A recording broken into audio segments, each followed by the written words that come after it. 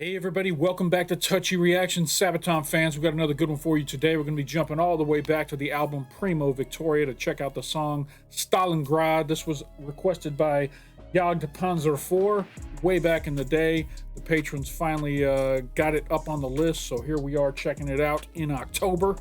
I am 17 days away from seeing Sabaton live in concert with my wife in Nashville, so I'm super excited about that.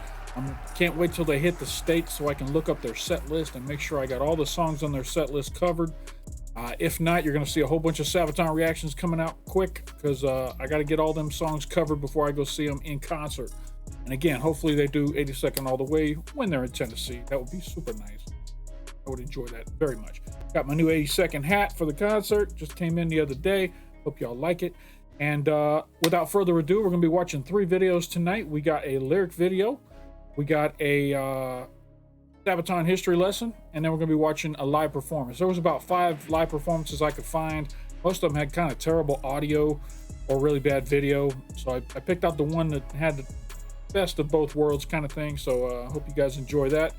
This is some older Sabaton. They didn't have music video for this one back in the day, so I couldn't check that out. All right, that is it. Let's go ahead and jump into this lyric video for Stalingrad by Sabaton. Here we go.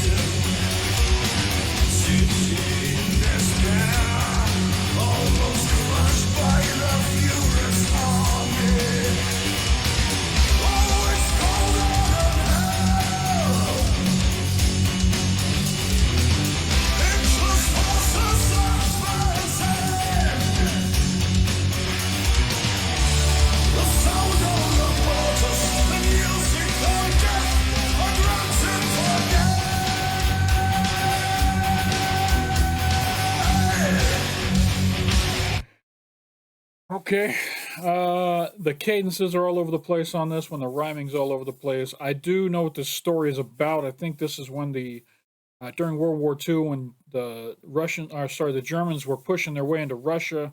They wanted to get all the way to Stalingrad, and the Russians were able to hold them off and start to push them back. That Moscow, I think that might have been Moscow. That was defensive Moscow. So maybe I don't know this story.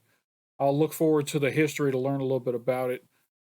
Song's pretty good so far. Not one of my favorites, but it's pretty good.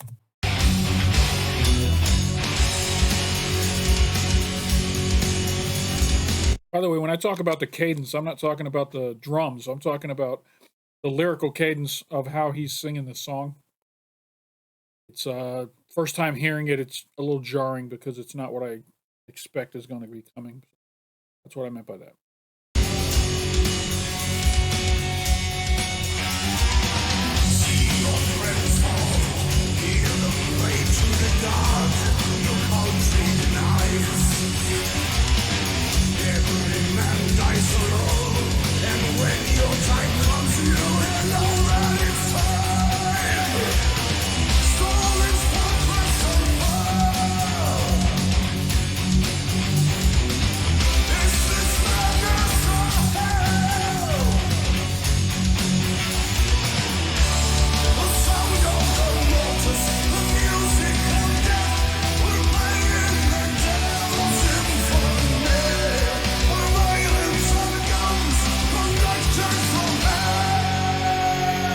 I like this metaphor of the Devil's Symphony, the sound of war. The mortars, the guns make up the instruments of the Devil's Symphony, which is the sound of a war going on. That's a very awesome visual that they've created for us as a listener. I love that part of the lyrics.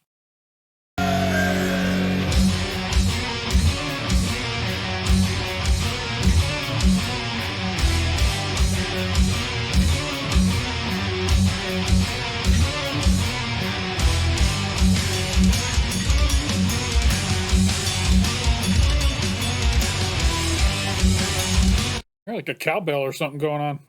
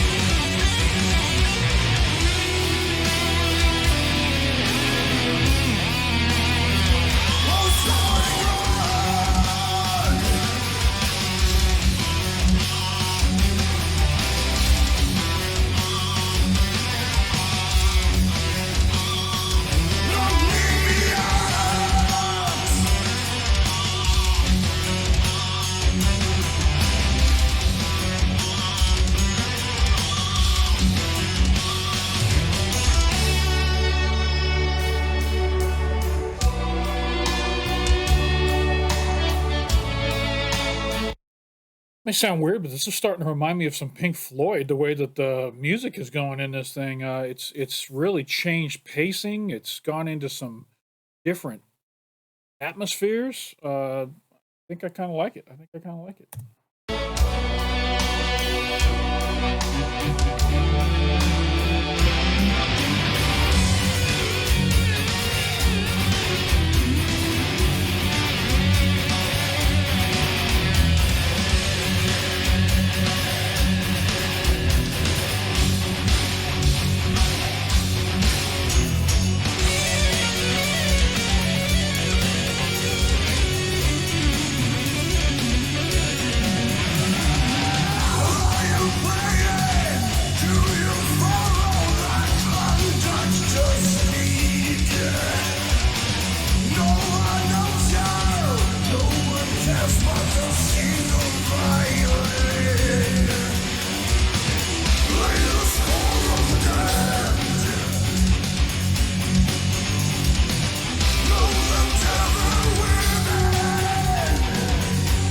Hey, I do love this metaphor that's running through here of the symphony of the devil with the drums and the said no one cares about a single violin, basically meaning an individual soldier doesn't matter kind of thing. Cool, cool, cool.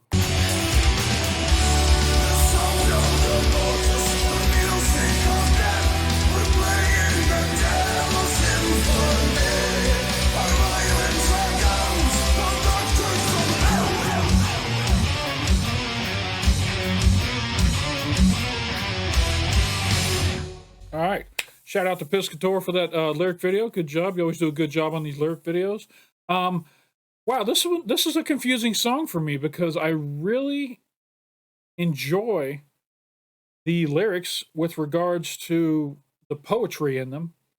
I'm not super fond of, I mean, the rhyming scheme in the first verse was a little, maybe it's just the first verses when I hear it for the first time and it just kind of, if I'm not used to the song or used to how they're going to be putting everything together, because it kind of grew on me throughout the song. So I think I need to hear it a few more times.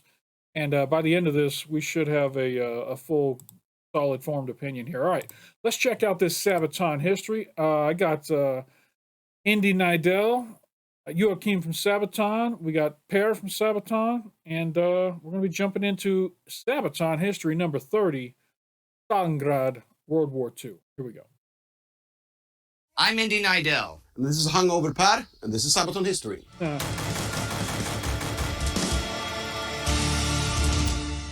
The Battle of Stalingrad was one of the biggest and most important battles in history.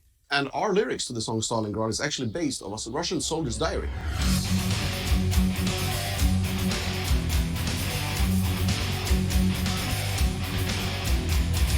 Summer 1942, Case Blue. It was to be the decisive German offensive that sealed the defeat and collapse of the Soviet Union. Army Group South would descend the Donetsk corridor towards the city of Stalingrad on the Volga River to protect the northern flank of the forces pushing towards the Caucasus oil fields. Adolf Hitler had, however, made the decision that instead of bypassing the city, Stalingrad itself was an objective and was to be taken by storm. Capturing Stalingrad would, in fact, not only destroy a major industrial hub, but also block Soviet shipping coming up the Volga. August 23, 1942, the forces of the German Sixth Army under General Friedrich Paulus entered the city. The Soviet reinforcements being rushed there were greeted from afar by explosions and pillars of smoke. Even the darkest night was illuminated by the incendiary bombs that turned the once beautiful city into an inferno of burning ruins. Still, day and This reminds me of the Ring Around the Rosie poem here with these kids holding hands in a circle like this, which I believe came around from the Black Death, the Black Plague, as it traveled through Europe. That rhyme, ring around the rosy, pockets full of posy, ashes, or at you, we all fall down, was about the people dying during the Black Death. And that's exactly what this reminds me of right here. I'm not sure if this is the actual statue that commemorated that time and surviving that time, but it absolutely took me back to there. Jump back in. of burning ruins. Still, day and night, the ferries poured men, tanks, and supplies over the Volga to keep the city in Soviet hands. For the men on those ferry boats, there was no going back, for neither the dive-bombing German Stukas above them, nor the merciless and ever-watchful eyes Stalin's commissars of the NKVD gave them any choice. They would push the invaders back, or they would die trying.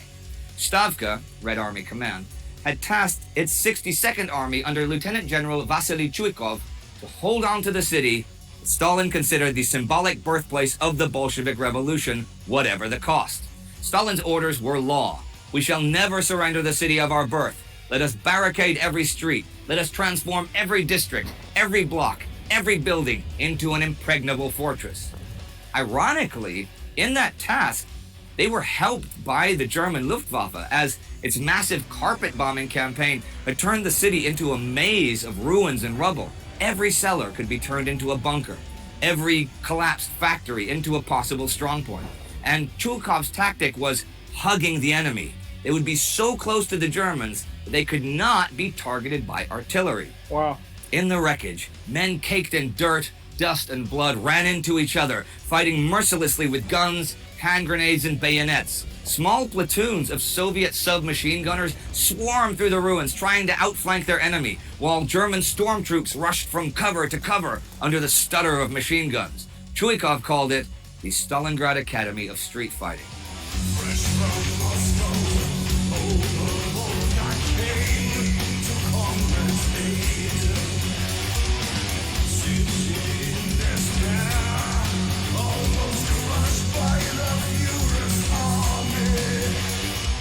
Soldiers lost track of time. It's always so jarring to just see civilians walking through the middle of a battlefield like those two ladies were right there. I mean, they're just gathering supplies. I'm sure they've got a hideout somewhere where they're bunkering down, and they're finding any food or shelter or clothing or any medical aid, anything they can find. They're gathering it up from the rubble and heading back to their shelter. And it's just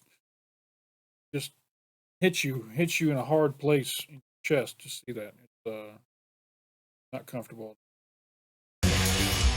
Soldiers lost track of time and space in the pulverized wasteland. Once a thriving city where hundreds of thousands of people lived in multi-story buildings, traps and ambushes were omnipresent. The Germans could, for example, hold the first and third floors of a building, while the Soviets still occupied the second. Wow. One mistake, or one step too far into the open, and that was it. Soviet snipers, marksmen and hunters from the Soviet Union's eastern regions lay camouflaged in the rubble, killing Germans with extraordinary precision.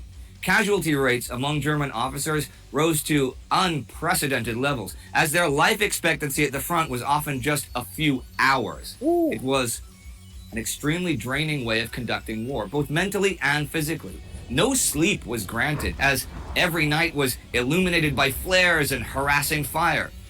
This was not the warfare to which the Germans were accustomed. No open battlefield maneuvers, no blitzkrieg-style advances. Forced to keep their heads down, they called it Rattenkrieg, the war of rats. For the men fighting in the city, this was not about ideology or war aims, but about simple survival. And for the Soviets, survival meant killing as many Germans as possible. But the German Sixth Army did not just consist of Germans, but also Austrians, Italians, Hungarians, Romanians, Croats, and indeed Russians known as Heavies. They were among the most tenacious fighters, knowing that falling into Soviet hands was, for them, a sentence worse than death. The communist regime had barely even any pity left for its own men, or the women and children still trapped between the two armies. During the final phase of the September battles, the Germans still made progress. The party headquarters of Stalingrad might have fallen on the 26th, but the rest of the city did not. Chuikov's credo that every man had to become a stone of the city was making a difference. For the Germans, attacking the Red Square, the Red October worker settlements, or the Barikadi gun factory was like attacking a fortress of steel and concrete. The main railway station changed sides 15 times in just 5 days. Oh, wow. Hitler was visibly frustrated over the stubborn Soviet resistance and the mounting casualties. General Paulus had promised him many times that the fall of the city was just a few days away. How could the Sixth Army, one of the largest and strongest, not break the Soviets? The German censors at home tried their best to hide the fact that this was a battle of attrition, that the Germans might actually lose. Nervousness swept through the Fuhrer's headquarters. Throughout October, the fight for the northern industrial sector and the heights of the Mamayev Kurgan continued, but supplies and reserves were running dangerously low. The field hospitals within Stalingrad and on the banks of the Volga were packed with wounded as far as the eye could see. Stalin himself met with the Stavka to discuss coming Soviet counterstroke, codenamed Operation Uranus. While the city's defenders would continue holding out, the offensive would be directed against. The word Uranus will never not be funny, especially today. I just had a colonoscopy on my anus, so I'm recovering from that today. Always giggle when you hear Uranus. The overstretched German lines outside the city, where, far away from the street-to-street fighting, the forces guarding the steppes and along the bends of the River Don fought in the monotony of trench warfare. The Romanian Fourth Army was there, but captured prisoners had revealed to the Soviets they had nearly zero anti-tank weapons. So, while the Germans poured more and more men into the city, Stalin was determined to turn it into a trap. By November, its fate was still uncertain, but the German soldiers began to realize they would have to stay there through the brutal Russian winter. And after Hitler once again broadcast near victory on the radio on the 8th, the temperatures fell dramatically the following day. On November 19th, Soviet stockpiling came to an end. Over 1 million men had been assembled in the rain and frost. Operation Uranus began. If there's one thing I've learned by watching Sabaton History Lessons, is that your army better be prepared for winter warfare, or it is going to be the deciding factor in whether or not you win. I've seen so many of these Sabaton History Lessons that have winter has turned the tide for the underdogs, or for the army that was losing ends up winning because the other side was not ready for the winter war. Even Russia was not ready during the war with Finland, Sweden. When the winter hit there, they weren't ready either. So that's my big takeaway as far as war tactics.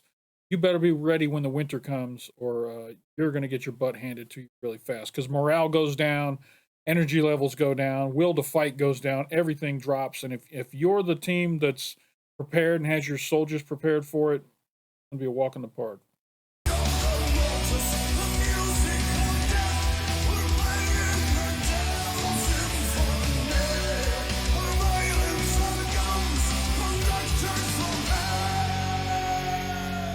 Heavy artillery shells and shrieking Katyusha rockets crashed into the Romanian lines. Successfully fighting off the first waves, they eventually broke as the massive T-34 tanks smashed through their lines unchallenged. Paulus, putting his trust in the Führer's calculations, had totally failed to prepare for such a possibility. No mobile tank force was available to prevent the disaster taking place on his flanks. The Axis forces outside the city were now threatened from 3 sides. Suddenly, The whole German force on the southern Don front was threatened with being cut off. Pulling back was the only option. On Sunday, November 22nd, the news broke in Hitler's headquarters. Stalingrad surrounded, Russians approaching, Romanians retreating. First, the encircled German forces perceived this Kessel, as they called it, simply as temporary. Now forced to hold out until they could be relieved, they reversed the roles. True to the rules of the Stalingrad Academy of Street Fighting, they formed a defensive hedgehog, turning their surroundings into defenses. But in December, the Russian winter was tightening its grip around the city, as was the Soviets. And now they're really screwed. They got the winter battling them, and they're completely surrounded, which means their supplies are cut off. And it's just a matter of time now. Unless Russia opens up a gate for them to retreat out of, they're done for. When I said Russia, I meant unless Germany is able to open up a pathway for them to escape, they're done for. While many Germans still clung to the promise, hold on, the Fuhrer will get you out, others began to lose faith. The combat fatigue, the malnutrition, the sleeplessness took a heavy toll on the soldiers. Every tank lost was irreplaceable. Shells were getting fewer and fewer, and fighting strength deteriorated rapidly, as did all hope of making it out alive. The Sixth Army could not simply be supplied by an air bridge, as there were neither enough planes nor fuel available. And what was supposed to be the saving grace that was Operation Winterstorm by Field Marshal von Manstein was halted 40 miles in front of the Kessel by strong Soviet opposition. The Symphony of Stalingrad spoke of incoming doom. The NKVD played tango music and propaganda from German communists through the loudspeakers as Katyusha rockets screeched overhead. German rations were cut to a third in the hope that they would hold out until 1943. Cases of self-inflicted wounds and desertions increased. Despite the rumors that the Soviets would kill every prisoner, many had just simply had enough. Rations then became so small, soldiers were expected to live and fight off a small slice of black bread a day and whatever they could find for their soup. Draft animals were slaughtered, dogs skinned. Already weakened by starvation, thousands were hit by disease and frostbite. The overcrowded field hospitals were a gruesome sight of death and open wounds. Those too seriously wounded were just left to die. Huddled together in cellars, shivering in tattered gray overcoats, and with swollen, frozen limbs, the army was disintegrating day by day. There was not a single healthy man left in the Kessel. But Paulus refused to surrender, even as his army was pushed into the smallest corner of the city. Hitler had by now given up on the Sixth Army, ordering Paulus to hold out like the Spartans at Thermopylae and die for Germany's future. Oh, yeah, okay.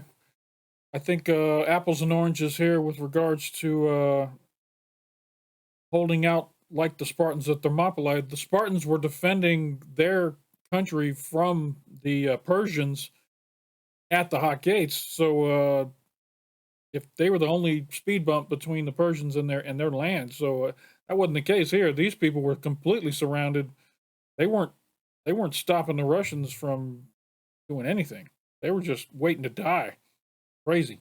According to him, the Sixth Army had fulfilled its historical contribution to the greatest passage in German history. The city was to be its grave. Soviet General Rokossovsky had the honor of finishing the job. Soviet tanks, unchallenged by useless anti-tank guns without shells, crushed all resistance under their tracks. Many German officers shot themselves, while others made heroic last stands. On January 31st, Soviet soldiers cleared out the last cellars and dugouts with grenades and flamethrowers in the city center before breaking into Paulus's command post. Over 90,000 men were taken captive, the remnants of the mighty Sixth Army. But these were pitiful remnants of men, starved, weak, sick, limping and shuffling towards the snow-clad steppe. Most of them did not survive the marches to the camps, and many were shot along the way. The Soviets proclaimed, "After Stalingrad, we shall give no quarter." They didn't. With upwards of 2 million casualties, or perhaps more, it was the bloodiest battle of the entire war, and the largest with over 2 million involved at the time of the counteroffensive. It wasn't just a loss for the Axis powers or for Germany. In many ways, it was the loss. The initiative of the war, after a year of Axis gains, had shifted in the USSR's favor. Germany had lost an entire army, and their European allies, save Finland, had been broken. It is hard to overestimate the significance of the Soviet victory at Stalingrad, one of the major turning points in military history. Yeah, I can assume that the word got out to all the rest of the German army units how that happened, and that was morale defeater throughout the war. And well, people they need to have high spirits if they're going to be fighting hard to try and win a war. Any bad news of that magnitude is going to ripple down through the ranks.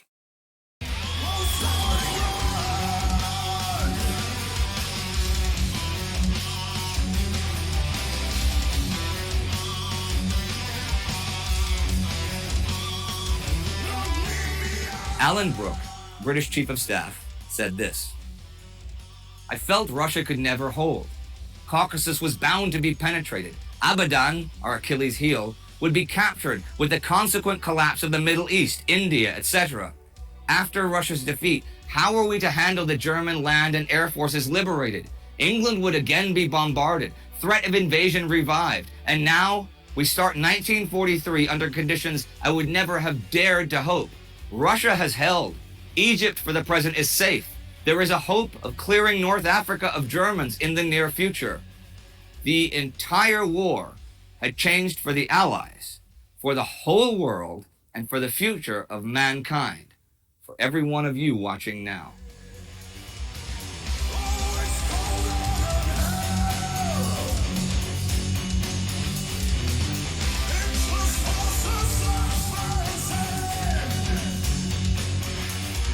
I hope Joachim talks a little more about the diary and where the passages came from that diary. Now, Joachim, you said that the lyrics to Stalingrad were inspired by a Russian soldier's diary. Yes. Was a bit of a mess, actually, that one. I read all the books I could get my hands on. I watched all the movies. I even went through Anthony Beevor's, big pile. All of his books are big piles. That's true. And I didn't know where to start, actually. Okay. Sitting there trying to come up with the lyrics. There was so much info, but yet there was nothing there that got the juices flowing, I guess. That really put it down concisely. No, there's too much. You can't see the forest because of the trees, Ah, see? Metaphors. Anyway, I ended up with finding a translation of a Russian soldier's diary. It wasn't complete. It was just a few pages that had been translated and found. And I thought those were more inspiring than all the books and all the movies I read. Yeah, sure. I mean, I couldn't have done it without having read all of those books and watched all of those movies. Yeah. Because obviously that info can be used when I'm writing the lyrics. So Did you have a favorite book or a favorite movie that you would recommend? On Stalingrad, Uh-huh. anything but Anthony Beevor's big book. It's amazing, but it's so boring. Now, I use Anthony Beevor for the World War II in Real Time channel. I use him as one of my sources, and everything he writes is massive. And there's a trick. Don't tell Anthony Beevor I said this. There's a trick. You read one page and go, that's very interesting, and then you skip 2 pages and read the next page, and you basically get the entire story without having to read the whole thing. I just said that on camera, so somebody is going to tell Anthony Beevor. Okay. But listen, Per, you said you were talking about a story about the band in Stalingrad and not just the lyrics in the song. Yeah. I mean, today the city is not Stalingrad. No. It's Volgograd. Right. But we had the opportunity to play in Stalingrad because of the 70 years anniversary of the battle. Okay. So there was this promoter who organized an event. Yeah. However, some local politician thought that Sabaton was a bad idea. There are Local sometimes, politicians, yeah. and especially in the old days, there were more controversies around the band. Okay. And this local politician had the idea that Sabaton is not coming there to celebrate the 70 years anniversary of Stalingrad. Sabaton is coming there to make a statement and burn the Russian flag on the stage. He decided that all by himself. Yeah, we were actually not allowed to enter the country due Really? to bans on our passports. I mean, I did write a letter a response letter to this, which was a public letter which was published in newspapers. In Russia? In Russia, Okay. yes. Where I stated that Sabaton is a non-political band. We are not there to make a political statement. We are there to perform a show for our fans. We are honored to be part of the 70 years anniversary of the Battle of Stalingrad. So the passport ban was lifted. Okay. But we never were able to do that specific show. Oh, that's a shame. But you did make it to Arlanda Airport, though. Yeah. Okay. That's the Stockholm Airport. So Here we go. here's a fun little story. With the stupidest. It's not weird stupid. This is a story. great story. Okay. The band is not allowed to enter Russia, Right. but my passport is lifted earlier Okay. in order to go to Stalingrad to meet with media Okay. and explain the story. At this point, on the behalf of the promoter, I'm in business class flying. Okay, cool. There's two people in the business class. It's me and it's the Swedish artist Dr. Alban. Dr. Alban. That's okay. And I guess we're not allowed to use a clip of Dr. Alban's music. No, that's a shame. Hallelujah! There we go. You and Dr. Alban. That's a weird. yeah. Okay. So we board the plane. We're sitting there like, okay, fair enough. We're gonna go to Russia, and I'm changing plane in Moscow and going to Stalingrad. All right. The plane is broken. Okay. Is it Aeroflot? It's an Aeroflot flight. and it's Sorry, broken. Russia, but it's broken. It's impossible. It's broken. Kaput. Kaput. Okay. Okay, so we're on the plane, Yeah. and they come to us and they say, "Hey, the plane is broken. You have to leave, and you Okay. will get a new flight." Okay. So they only take us two. The rest Okay. of the people are sitting still in the plane. In the broken plane. In the broken plane. And they take me and Dr. Alban, and we get new flight tickets for the next flight. Okay. And then they give us a table at O'Leary's in... In Terminal 5. Yeah. Yeah, sure. You can't miss the old areas in Terminal 5 at Arlanda Airport. I'm sitting there with Dr. Alban, and he's having a long discussion talking to the Russian promoter, because obviously he's playing a show that night Right. Oh, in wow. Moscow. And he is ensuring that he will arrive, and he wants to play the show late night. Okay.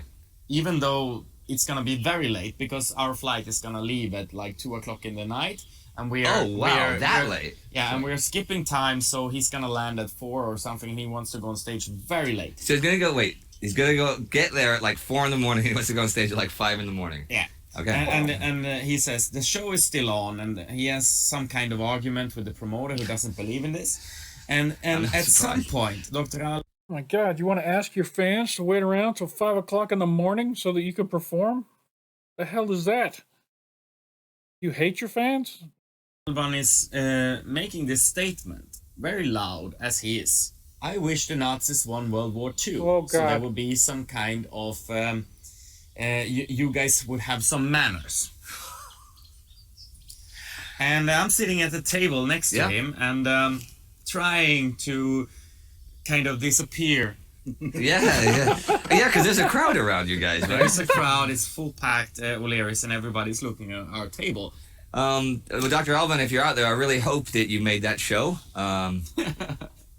Actually, And thank you for the dinner. I would see a Dr. Alban show at 5 in the morning. I think that would be really fun. If you do another one, we'll all go, right? I go. We're all going. You do another 5 a.m. show, and is it in Moscow? Yeah. Who's going to do it? Okay, we're all going. That's our Next promise. time in Moscow, we're there. Okay, well, thank you guys for today. Ladies and gentlemen, that was Stalingrad, but we will see you next time on Sabaton History.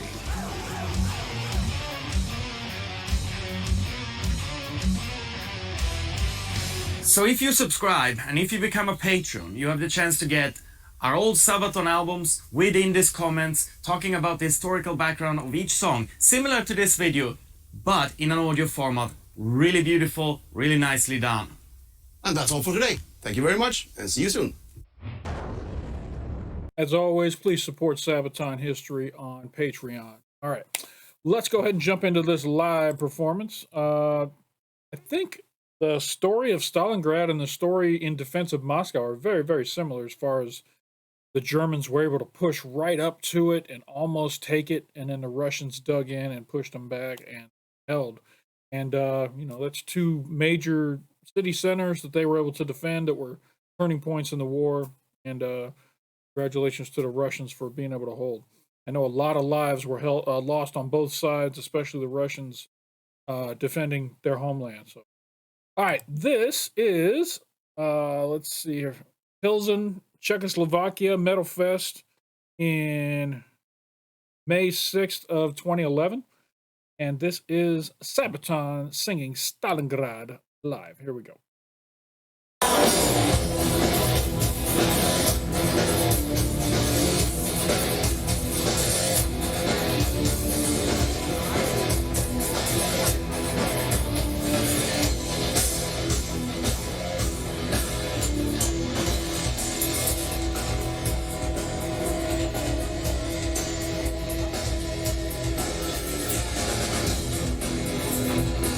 I always laugh when I look at rock bands because each member has to, except for the drummer, each member has to come up with some moves that they're going to do and some stances that they're going to do during the concert so as not to be boring just standing there doing what they're doing. So you're always seeing guitarists change position into their power stance, and then they'll walk around and then they'll do a different stance. Joachim just had the mic up behind his neck on his shoulders. You know, you got to wonder how much of it do they actually plan ahead for or think about? Is it all natural, or are they like, I haven't moved in a little while, let me move over here and do this kind of thing just to keep their crowd entertained? I always think about that when I'm watching these live shows.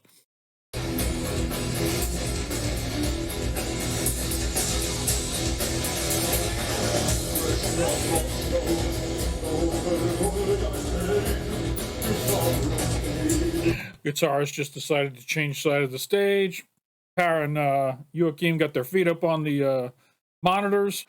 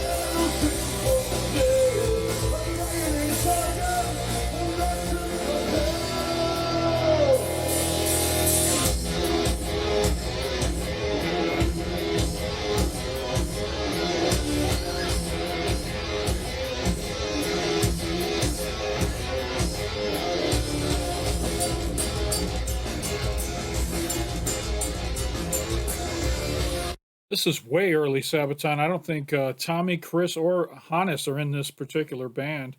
I think of these other three guys, the only one I know is Tober England, I think is his name, is the guy over here on that side of the stage. I don't know the pianist's name, and I'm not sure of the other lead guitarist's name. But this is some very old Sabaton.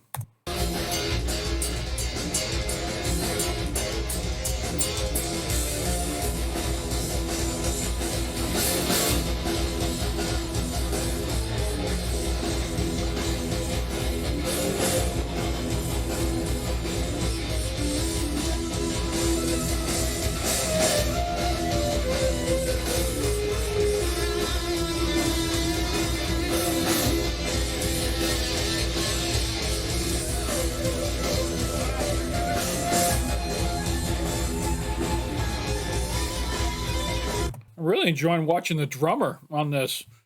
A lot of times in these lives, we don't get a lot of shots of the drummer for an extended period of time. He's going off back there. I don't know who he is.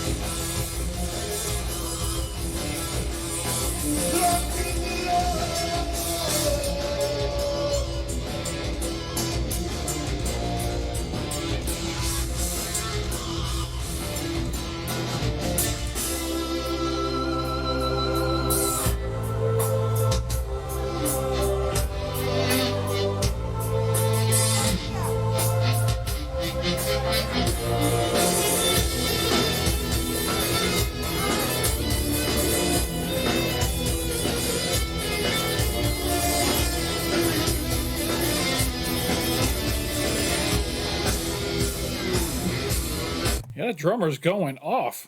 He's my favorite part of this whole video right here. The drummer, I just can't take my eyes off of him.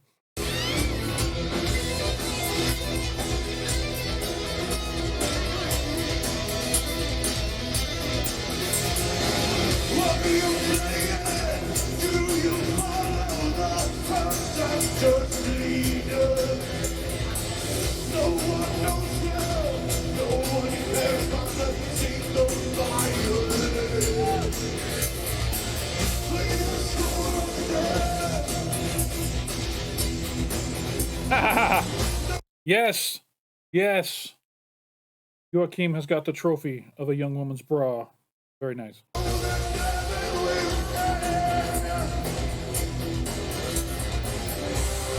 The life of a rock star. That's what it's all about.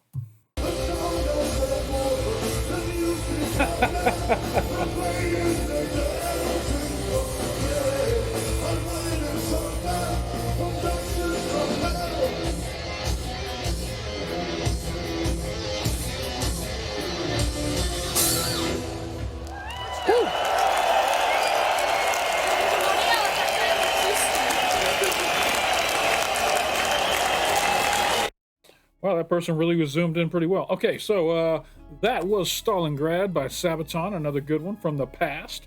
Let me see, how do I rate this song? Started off not liking it, but by the end of this thing, I like the song. I like the part where it kind of shifted into a Pink Floyd feel. I love the lyrical poetry of it being the Devil's Orchestra. That was good. I think that first verse was a little bit jarring for me, but I think I came around by the end of it, so this was a good one for me. So hey, shout out to Jagd Panzer 4 for requesting this back in the day. Shout out to my patrons who requested that we fill this one in October. And that's it for this reaction. I hope you guys enjoyed it. If you did, hit that like button down below. Doesn't cost you anything. Makes me feel good when people like my videos. Not already subscribe to the channel, big red button below. Click on that, it'll turn gray, let you know you've subscribed, and if you hit that bell off to the side of it, it'll let you know anytime I drop some new content over here at Touchy Reactions. I've been reacting to artists from all over the place this month and last month, so check out my back catalog. I got all kinds. I got some Powerwolf in there. I got some York coming.